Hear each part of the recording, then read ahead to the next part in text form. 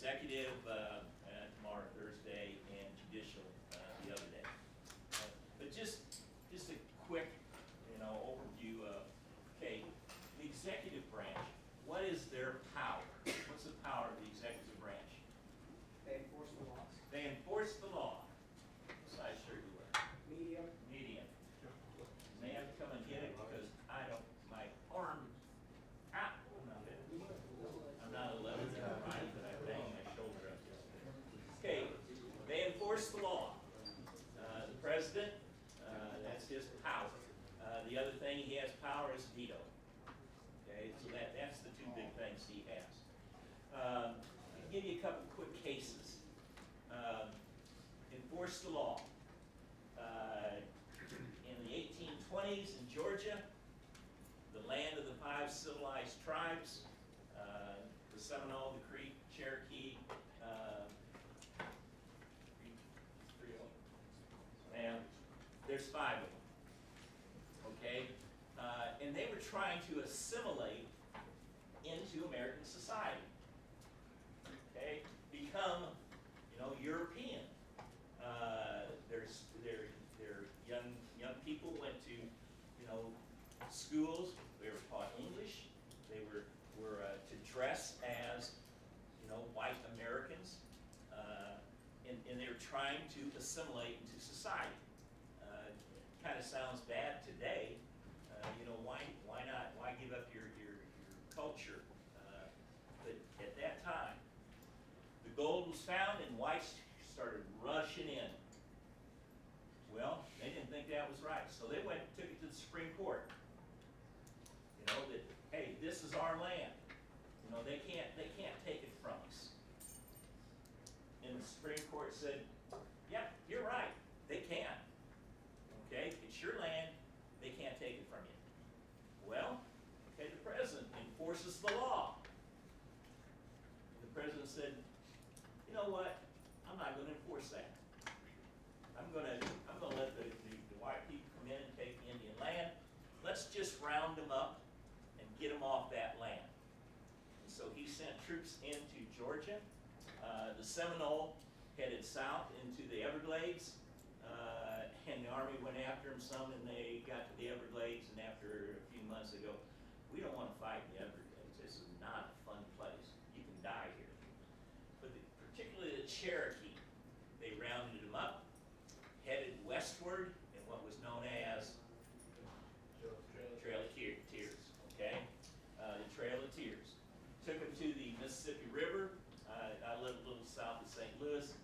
Cape Girardeau is about another hour south of, and that's where a big group of them crossed at Cape Girardeau. And there's a state park called Trail of Tears State Park, and then there's some roads that say Trail of Tears.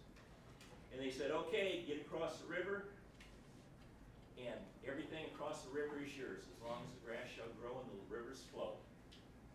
Okay? Most of them ended up in Oklahoma.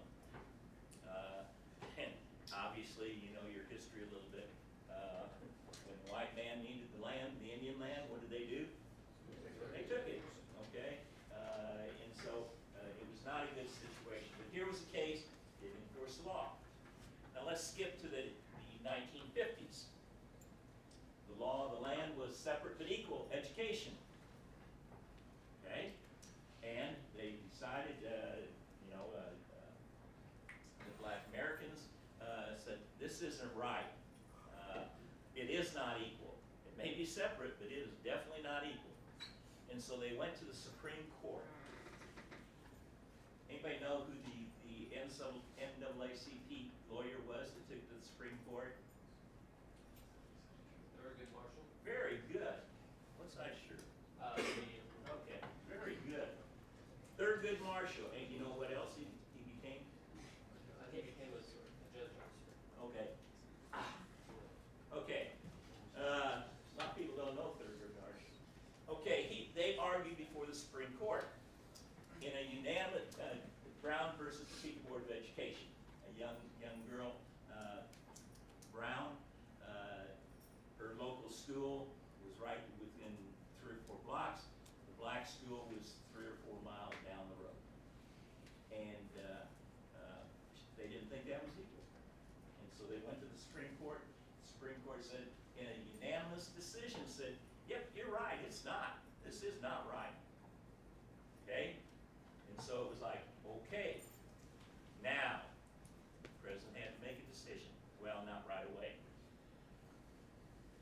first really challenge to it was at Little Rock, Arkansas Central High School.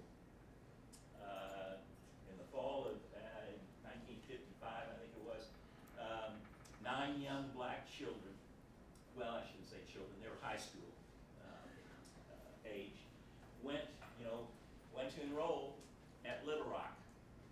Governor Orville Faubus said, that's not going to happen.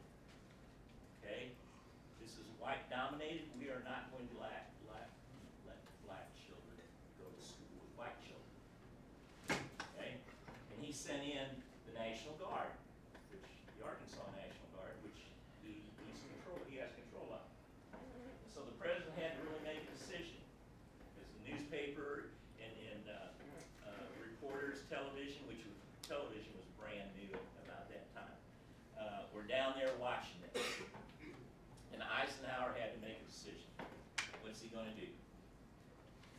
So they were not allowed in, and so Eisenhower said, okay, the Arkansas National Guard is now part of the federal troops, federal military.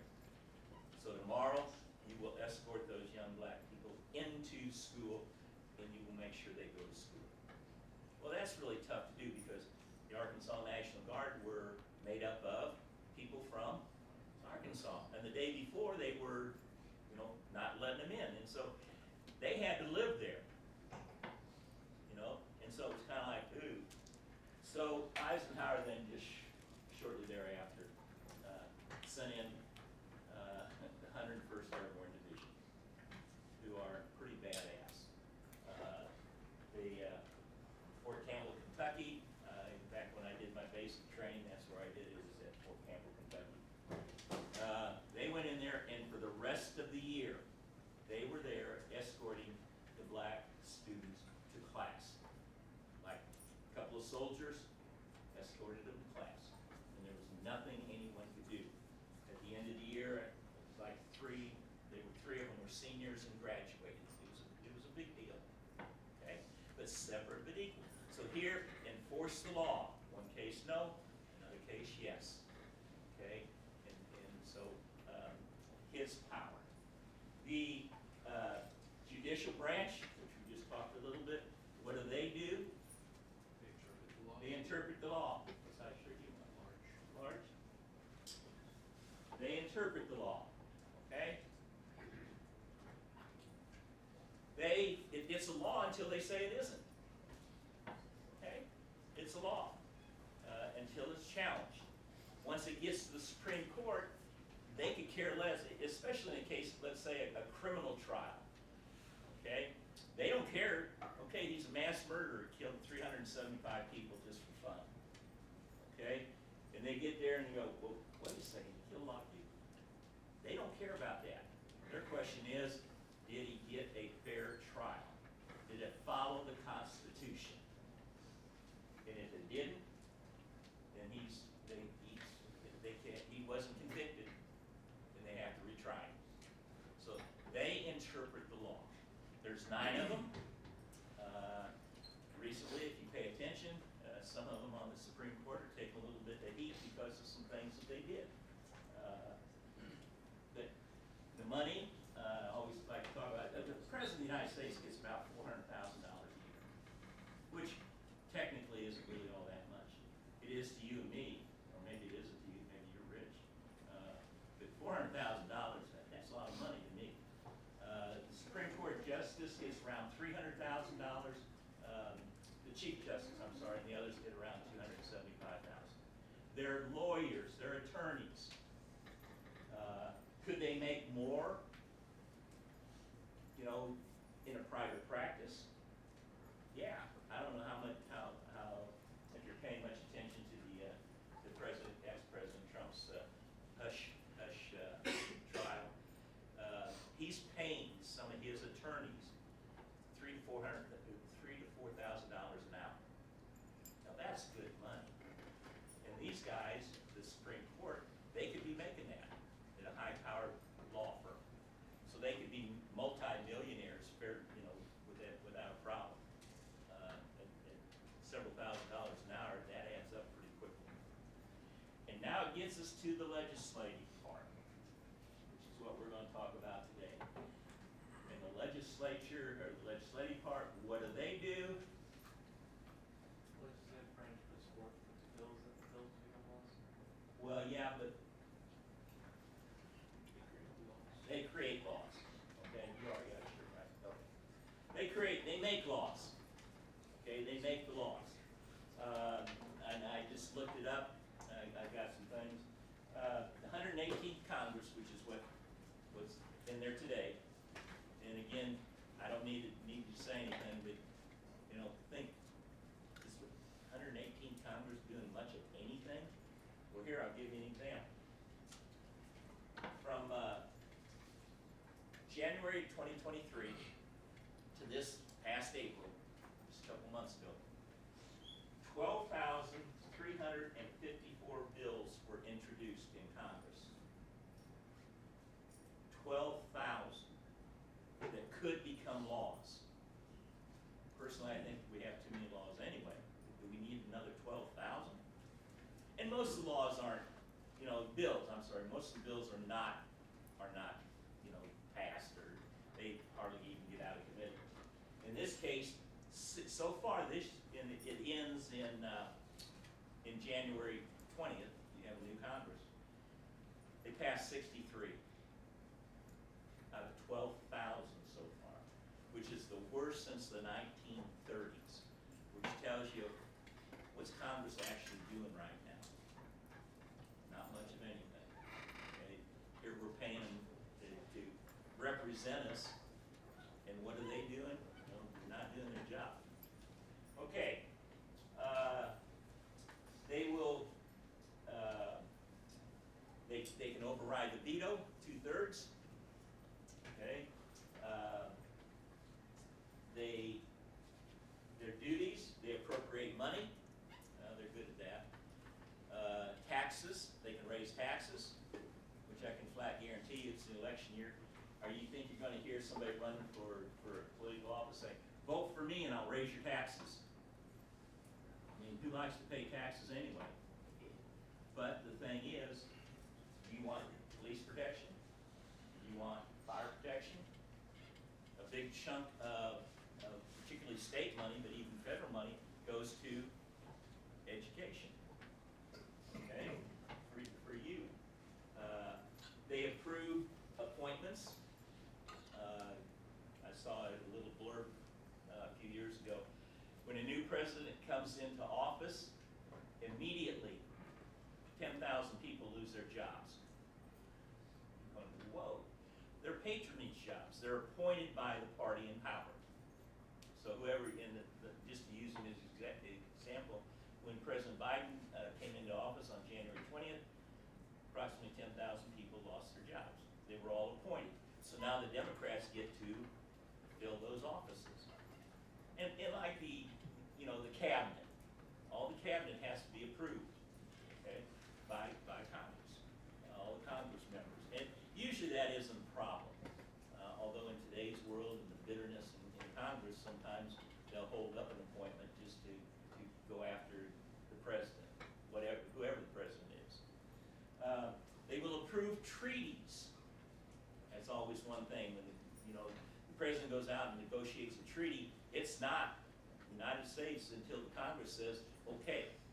A great example of this is at the end of World War II, the treaty, all the victorious powers were going to Paris to sign the Treaty of Versailles.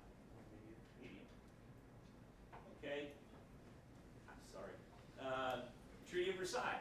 So President Wilson rounded up some of his people, some congressmen, some senators, some other people, and they loaded on a ship and headed to Paris, headed to France. They were over there for a couple months, paid for by the government, our taxes. Big fanfare at the Palace of Versailles. Has anybody ever been to the Palace of Versailles? Impressive, isn't it? Really? Okay. I'm impressed with the Hall of Mirrors. I mean, you walk down there and there's nothing to, kind of like up at the Dvorak where we have our evening meetings, when you walk in there, the mirrors on both sides, you're looking around. Okay. They signed it, got on the boat, came home. Wilson sent the Treaty of Versailles to Congress. and they looked at the Senate and said, all in favor of this? Aye. All opposed? Nay. They didn't pass it. Technically, we were still at war with Germany, Austria, Hungary, and Turkey. I mean, we were at war with them now. There wasn't fighting going on, but the United States had to negotiate a separate treaty with each one of those countries because Congress would not accept the Treaty of Versailles. So, okay. Every state has 2 senators. Ours are, Tammy Duckworth. okay, Tammy Duckworth, Dick Durbin. Dick Durbin, okay? I don't think either one of them are up for election this year. They're off-year people. You must be 30 years old, 9-year residence in Illinois. One state that's really kind of interesting is New York. New York, all you have to be is in the state when the election takes place. Would you think somebody's going to get elected just being in the state and campaigning, not really a resident or anything?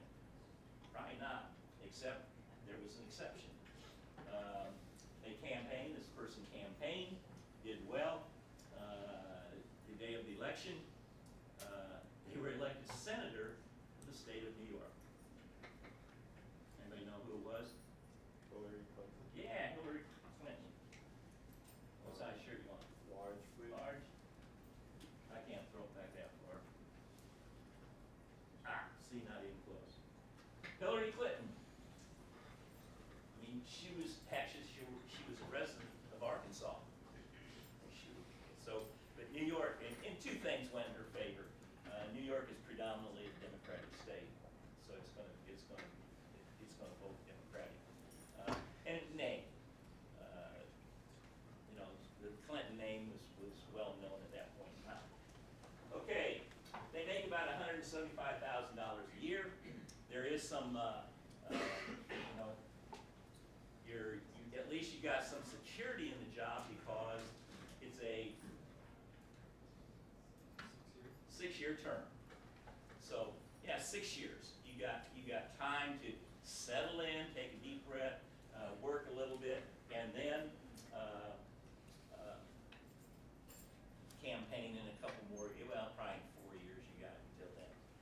It's referred to as the Millionaires Club because everybody that is in the Senate is a multi-millionaire.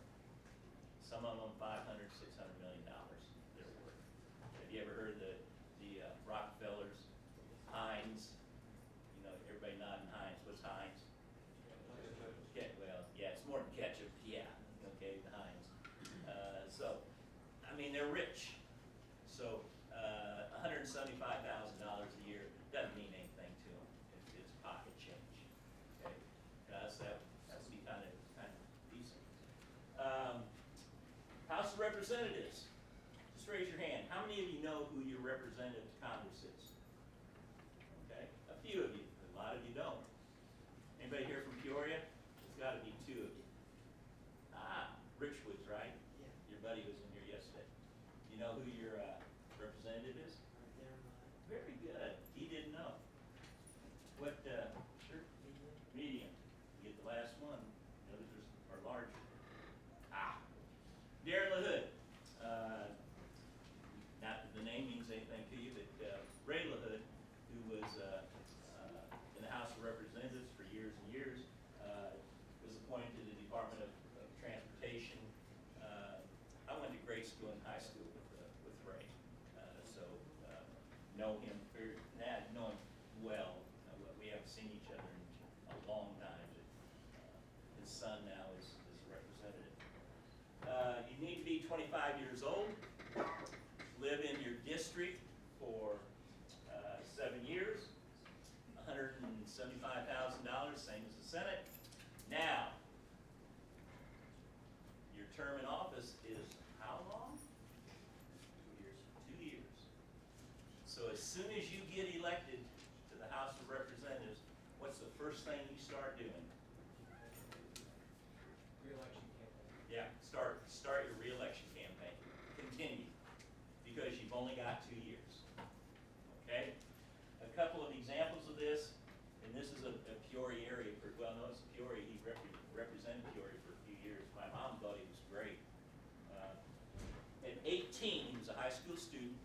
decided, he was in high school in Peoria, thought, you know what, I'm gonna run for the school board. So he ran for the school board and was elected. Okay, senior in high school. Okay, he's on the school board. What's the school board do? They make a lot of decisions for you. Okay, as far as education is concerned. At 19, he ran for president of the school board and was elected president of the school board. At 21, he ran for the Illinois House of Representatives and won. At 25, he ran for the U.S. Congress, House of Representatives, and won. His name is Aaron Schock. I don't know if anybody's ever heard of him. At 27 or 28, he was arrested. Okay? On charges of, accepting improper money. Many of you probably know about lobbyists. Okay? Lobbyists say, hey, I really feel strongly about this bill. How would you like to take a run? We can fly you down to Florida for a Marlins game. Ooh, cool. Yeah. Well, Aaron Schock got caught up in this. We'd like to fly you to Chicago and we get you a box at Wrigley Field or the Chicago Bulls or whatever.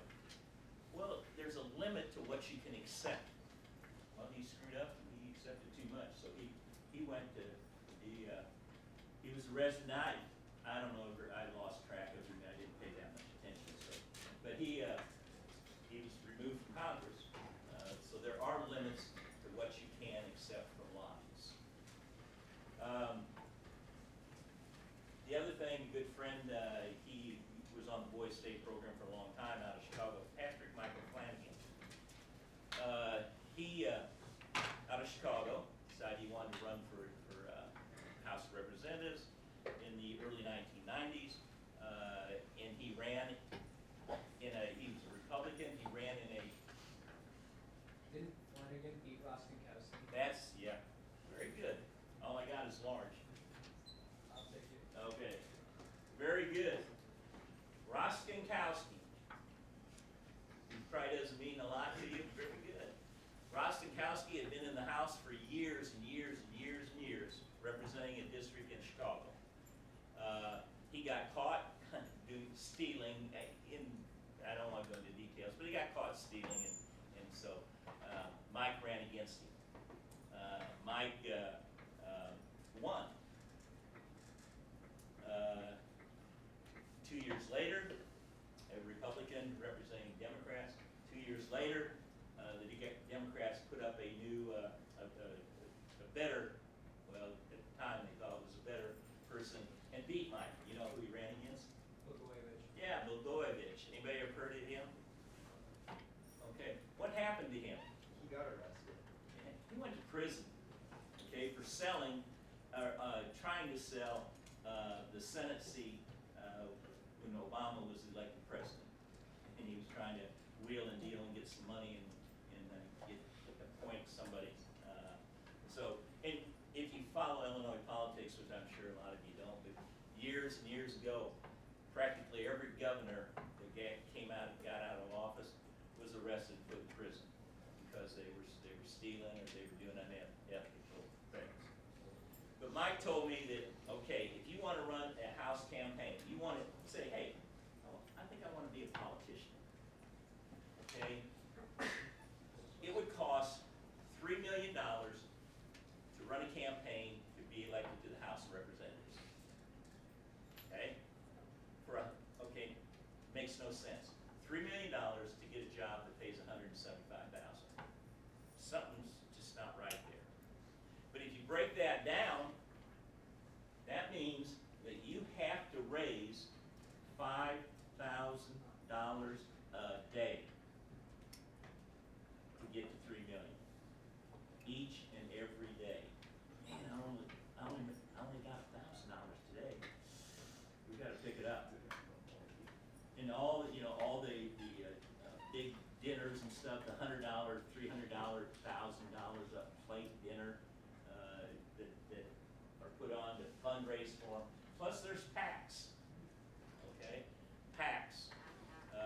running for office, me, I can give you maybe $3,000. Okay, that's the limit for an individual giving to a politician running for office. Now, the PACs can give you $8 million. Here's $8 million. Great. And there's no restrictions on PAC money. And PAC money, nobody knows where it comes from. They do not have to list who's donating to the PACs. But okay, one thing you cannot do is call from your representative office, okay, and say, hey, I'm Joe McCraith, I'm you know me, I'm running for re-election. I'm sitting here in the Hart Building in Washington D.C. in my office, and you know I'm fundraising. Could you cut me a check for $5,000 or $3,000? That can't do it. That's illegal because that's undue influence. Here, you know, cool. He's sitting in his office. He's calling me. Can't do it. You have to go somewhere else to make the phone calls or to fundraise. So that's one drawback. You can't do that.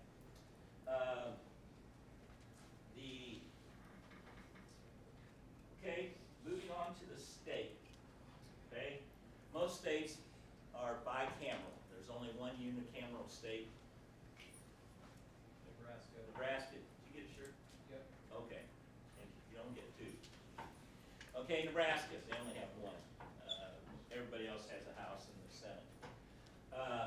Must follow the U.S. Constitution. Springfield General Assembly must follow U.S. Constitution. But anything that is not specifically mentioned falls to the state. Okay? Some things the state can't do is they can't set up a post office. They can't print their own money, which makes sense. You go from Illinois to Missouri. Well, at the Missouri border, you got to change your Illinois money into Missouri money. That's just a pain in the butt. Europe used to be like that. Every country in Europe had their own money, and then they got smart and did the euro. Except for England, who they're just hard-headed idiots, and their money is strange anyway. There's a pound and a quid, and you're just going, okay. Maintain a militia. We're the 51st state, so do we have a militia? Yeah. Last night at the retreat, the militia is out there, they're doing the commands. Okay, that's militia. They established schools, and the Brown Topeka Board of Education said, okay, the most important duty of the state is to educate their citizens. So, education, you're all getting ready to go into your senior year, and a ton of the money comes from the state and the federal government.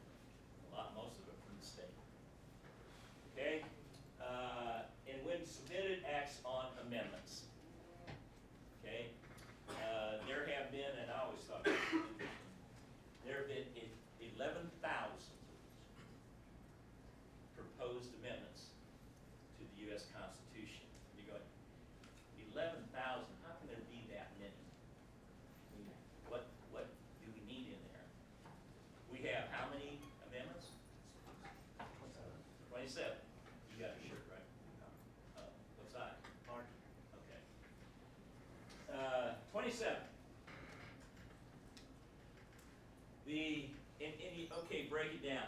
About the first 4 or 5 years after the United Constitution was written, we had 10 added. So there's 10. So we got 17 now. And then we have 2 amendments that aren't there anymore. I mean, they are still there, but they're not enforced. The first one was The 18th. which is Prohibition. okay, prohibition. Okay, prohibition. And that worked well, didn't it? Al Capone made a ton of money, and mobsters made millions and millions of dollars from prohibition. Of course, then he got caught, and it was basically income tax evasion, not murdering and killing all the people. So, prohibition. And then in the early 1930s, they're going, well, we made a mistake. This is ridiculous.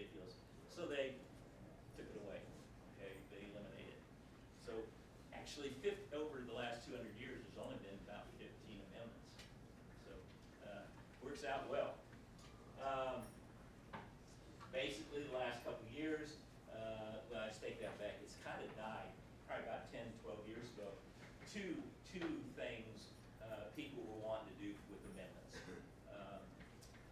Flag burning, okay, was a big push.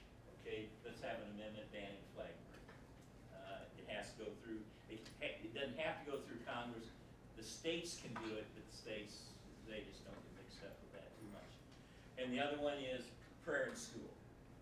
Okay, that they want. There was a big push to allow prayer in school, which I always said, yeah.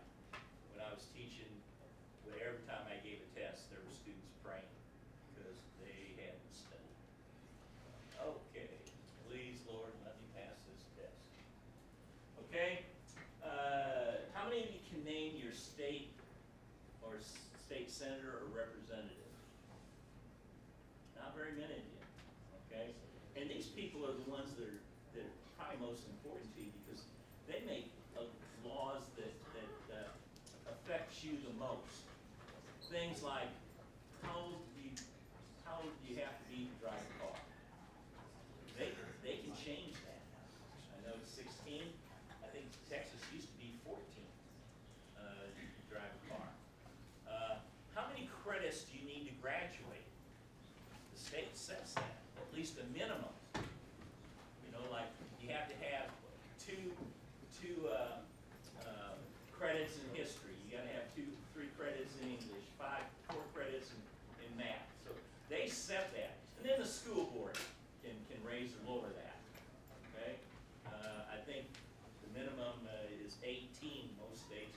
What does it take at your school? 23, 24 credits to graduate. Is that about right? Okay. And so that's up to the state, and then the school board. That's why the school board has some power.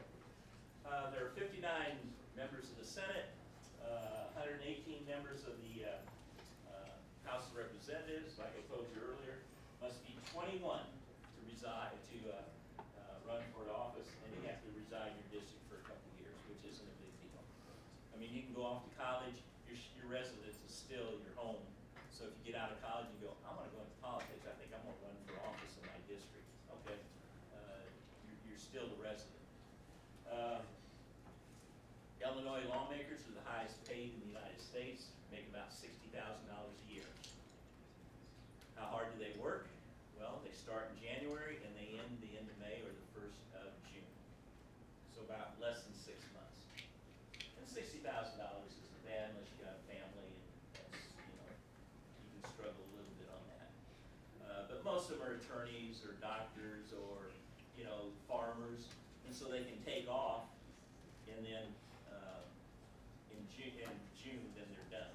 And they only work, they usually work Monday through Thursday, and then they're headed back home on Friday, most of the time.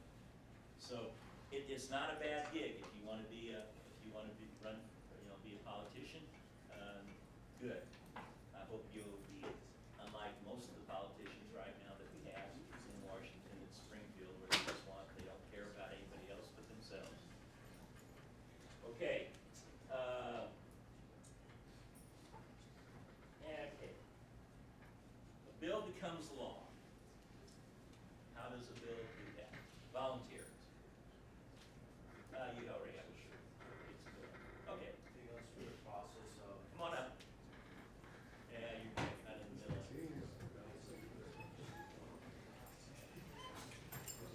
Okay. Who are you? From Plainview. Oh, that's fine. Herbert. Okay. You want to be a senator or a House of Representatives? Which one? Let's just sign it. Okay. See? No need for supposed to. Yeah. Okay. So he's a senator, and he wants to introduce a bill in the Illinois Senate that he hopes will become a law that will make Illinois a better state. Any idea what bill you would introduce? Probably, let's say, think of laws. Anybody helping? What you change? Yeah. Carbon tax. Carbon tax.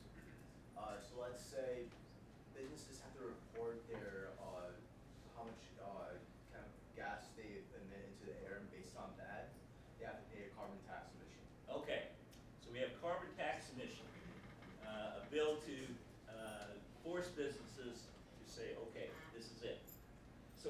introduces it. Do you have a friend in the house? Yeah, you really need one. Okay, no, you don't, not. If he has a friend in the house, then he'll have, that house member will introduce the exact same bill.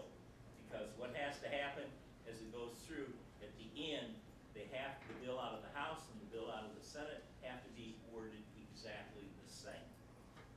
What's the first thing, once the bill introduced his bill in the Senate, what's the first thing that happens? They like a committee and they vote on it? It's, well, yeah, you're getting, they assign it to a committee, okay? You want a shirt? Sure. What size? Large. Pass that back. Okay, it goes, it's assigned to a committee, probably the House Committee on the Environment. There's a half dozen senators that are on this committee, and they will then say, okay, and they will hold hearings. And they will have people come in, pros and cons, to come in and say, this is a great bill. This bill sucks. This is ridiculous. There's no such thing as climate change. This is ridiculous. Okay? And citizens like yourself will be contacting the House members, the Senate members on the committee, and saying, you know, texting them or emailing them or whatever, social media, getting to them saying, great, great bill, terrible bill. And the committee will then debate this over for a long period, well, not for a long period, probably for several weeks, so. And all kinds of people coming in, speaking in favor or against it. The committee then comes to a conclusion, and they go, okay, we're going to send this to the Senate floor with a favorable recommendation. We're going to send it to the floor with an unfavorable recommendation. We're going to send it to the floor and say, do what you want, we don't care. Or they can kill it. Okay? Now, one thing in the committee, 99% of everything that is done in that bill is in the committee. Once it gets to the floor, they don't, no amendments, nothing, all the work is done in the committee. So that when it comes out of committee, okay, here it is. So it comes out, the Senate goes, yeah, great bill, all in favor, okay, it passes. The House has to do the same thing, but they amend it. And so when it comes out, it's not the same bill as the Senate. So a couple of members of the committee of the Senate, a couple of members of the House get together, hammer it out, and go, okay, then send it back to the House and Senate, and it's voted upon. Let's say it's passed, it's sent to the governor, and the governor then, they're taught, you know, he gets all kinds of feedback on it, good or bad or whatever, and he then takes and, okay, let's I'm gonna veto it. Or Herbert, King vetoes. Is there any recourse? What?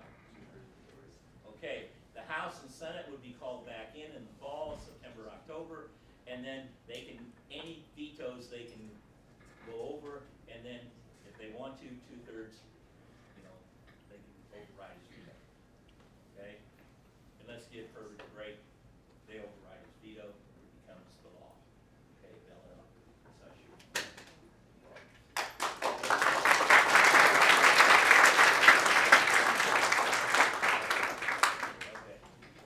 Okay, so that's how a bill becomes law. It's not real complicated. On the congressional level, sometimes it's a real interesting bills, and you'll get movie stars, or you'll get athletes, or you'll get well-known people coming in speaking in favor or against it. And of course, then when those guys come, people come in, boy, people, they're right there. Okay, yeah, cameras and oh, here's so and so coming in for it. Okay, getting close to wrapping this up. If you write your legislator, I guarantee you'll get a reply.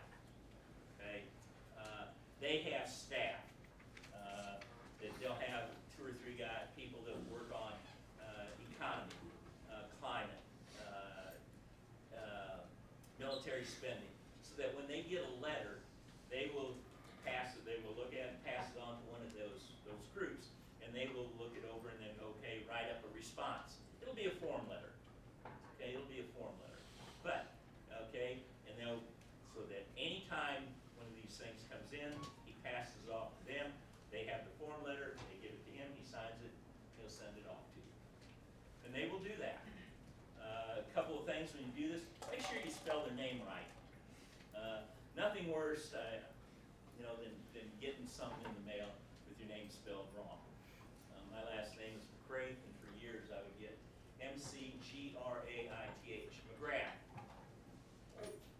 They don't even know my name, okay? So spell their name right. Tell them what you think. I think this is a terrible bill. I think this is a good bill. Okay, but be polite. And you know, tell them that they're doing a good job, that they appreciate it. Form letters, sending to the congressman, and they don't want to see form letters. That's because some organizations will send it out to their members and say, sign this and send it in. Well, they're getting 10,000 of the same letter. Well, what's that mean?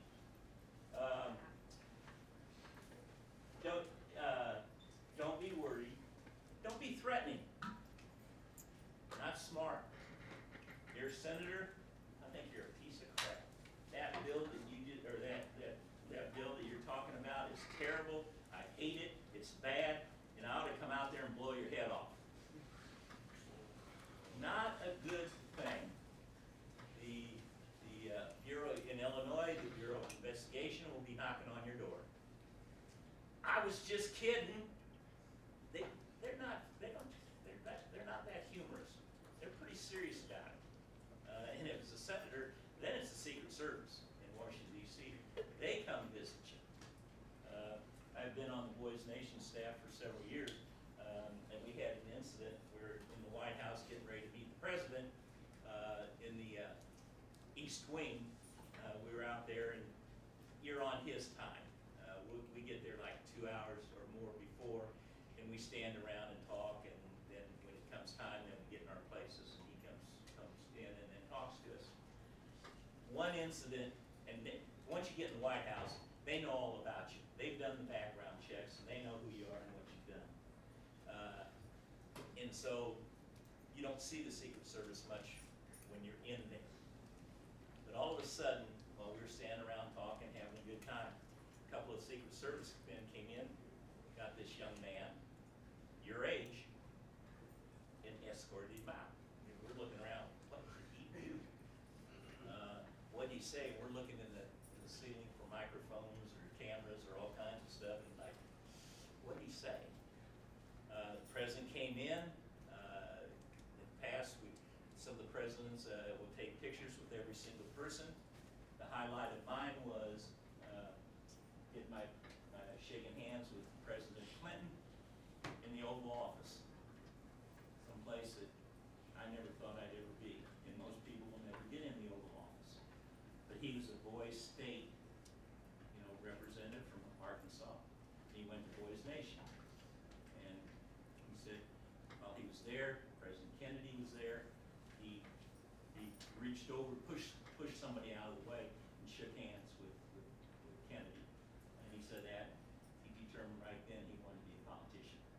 Okay, so, but I mean, they're good. I've had my picture taken and shook hands with several of them. Presidents Obama, W. Had a chance to go to the White House 4 years ago, and I turned it down for a reason. But anyway, but do write letters, okay? And then kind of wrap it up. I kind of like to look through bills that have been passed in Illinois that affect you. There were 300 bills January 1st, 2024 that became laws. And here, a half a dozen of them that affects you. Provides that a person may not operate a motor vehicle while using an electronic communication device to participate in any video conference or access to social media.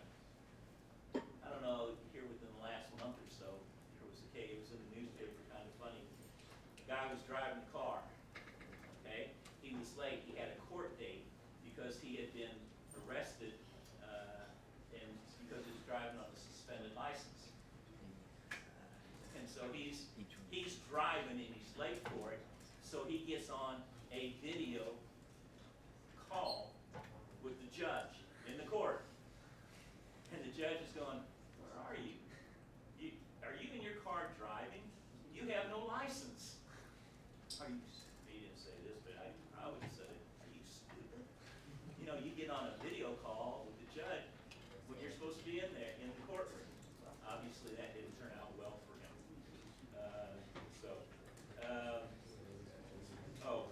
Clarifies that no vehicle can be stopped or searched solely on the basis of any objects placed or suspended between the driver and the front windshield that may obstruct the driver's view.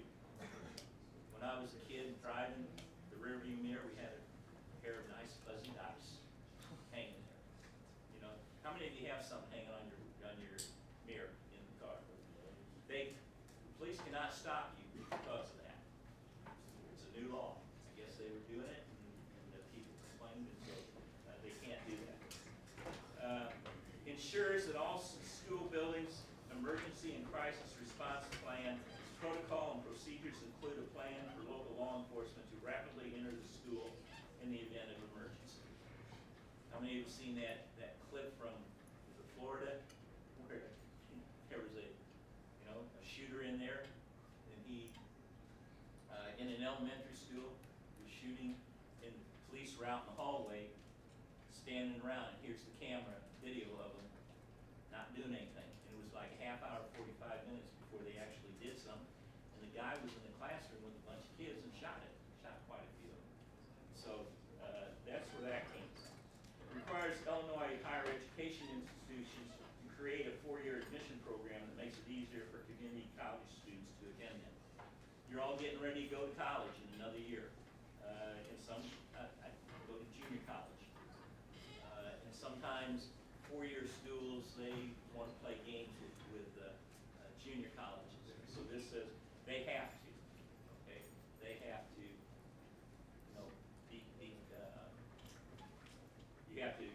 they have to accept the junior college. Requires high schools to teach students about the dangers of fentanyl in all state required health courses. Yeah, makes sense. Any 4-H people? Yeah, I'm sorry. FFA. Okay. Well, in the same thing, 4-H. Ensures the schools consider student as being in attendance if the student's absence from the school to participate in a future Farmer of America or 4-H program, competition, or exhibition. So, did you know that? Okay, good. And it counts.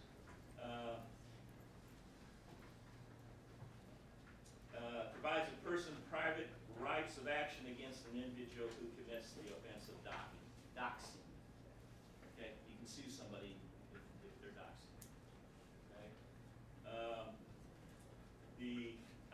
One of my favorites, the General Assembly is really taking everything serious. Establishes October as Italian Heritage Month. So in October, hey, Italians, it's your month. Of course, on the other hand, you get off school for Vladimir Pulaski Day, don't you?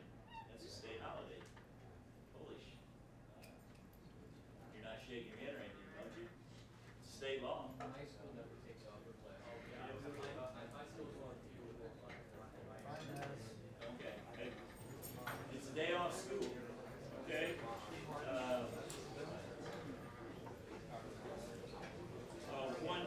One that says if you're going to junior college and some courses that you want, your junior college does not offer, but a neighboring district of junior college offers them, you can go to that, take those courses, and not pay out of resident tuition, which is kind of a big deal.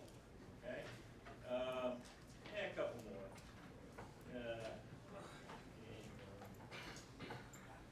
Changes the child labor law, performers to work until 10 p.m. without a waiver, giving the Department of Labor more discretion in allowing or denying waivers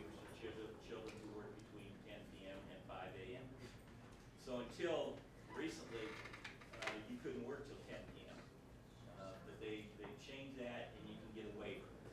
One of them was that Chicago, and it wasn't just Chicago Cubs, but their bat boys, were high school students, or well, usually, again, games run past 10, and bat boys couldn't, at a certain time they had to leave. This takes care of that. Allows single rifle fire rifles to be used for deer hunting in Illinois. It's a single fire rifle. Requires all schools to waive all fees, students experiencing homelessness. Also says vaping is not allowed within 15 feet of the entrance. Okay, so if you're vaping, you can't do it. Allows every public middle school and high school student at least 1 day excused absence per school year to engage in a civic event. So this is a election year. Hey, I want to go out and campaign for somebody. Take a day off. Okay, they can't do anything about it. Establishes Higher Education Act prohibits public colleges and universities from requiring applicants to submit SAT, ACT, or other standardized tests as part of the admission process. So you don't have to take them in Illinois. You can if you want, but you don't have to. Mental health, I think I have heard about the mental health. I could be wrong, but is this the, like, we have 6 mental health day policy? This one says 5. Oh, Okay. okay. Allows students in Illinois up to 5 excused absences to attend their mental health or behavioral health without providing any medical help. They take 5 days. Take a day off. Okay, up to 5. This comes out, I think it was Pennsylvania. Prohibits discrimination in schools against individuals on the grounds of wearing natural or ethnic hairstyles, which include dreadlocks, braids, twists, or afros. Several years ago, in Pennsylvania, a young man was at the state wrestling championship. Anybody ever heard this story? Okay. That he was there wrestling, and the judge said, "Wait a second. I think it was braids. Is that okay? Braids." And he said, "No, you can't wrestle. You got to cut that out." He said the state championship. That's tough on a young person. I mean, I'm wrestling for possibly the state championship, but I kind of like my braids. You're going. He made him shave. He said, "If you're going to wrestle, you're going to shave them." He did. Okay, and man, that hit the fan. And states around, came up with these changes. You can't do that. Just a couple of more. Allows the Illinois Department of Agriculture to issue Future Farmers of America decals for universal special license plates. So FFA, if you want a special license plate, you can get it. And here is that we don't have more state, official state things. Declares the eastern milk snake the official snake of the state of Illinois. I saw a milk snake, I wouldn't know it. I just killed it. Okay. Designates August 1st as Sweet Corn Appreciation Day. Who doesn't like sweet corn?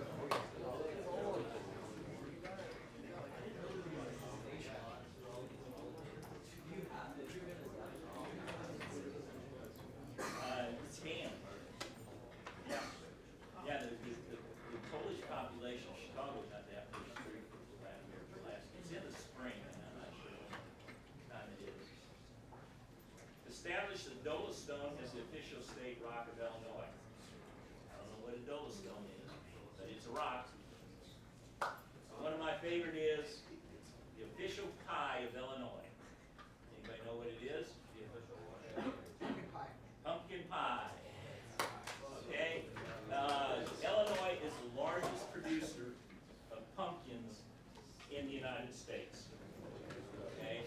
So it's all done in Morton, Illinois. Libby has a huge plant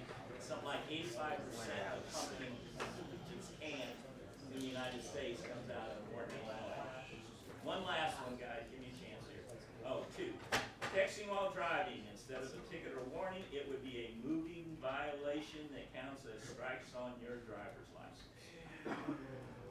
Okay, so, not good. Was that, true? What?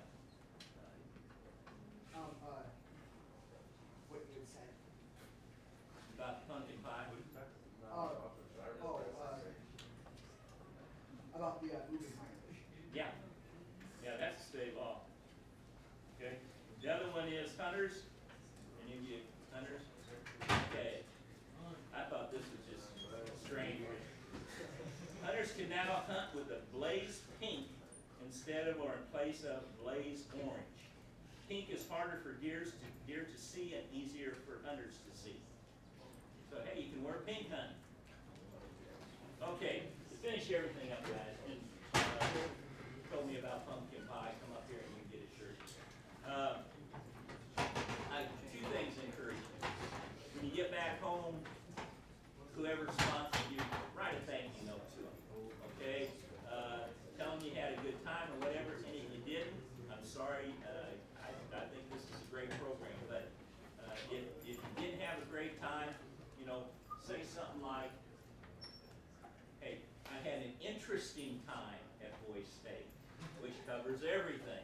And you know, because whoever, you know, like the Legion or whoever, they're going to go back to these people and say, hey, you sponsored somebody at Boise State last year, you paid $400, they just sponsor somebody, and they said, oh yeah, we got a nice letter from them thanking us. You know, if they don't get anything, well, we never heard from anybody. Did we send somebody? So write and thank them, okay? Which is what we should do anyway. Lastly, hey, have a great senior year.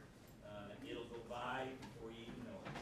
You'll blink and it'll be May, and you'll go, wait a second, I'm done. You know, and hey, your history in high school. Because you walk out that door, graduation, you know what? There's another senior class right behind you. So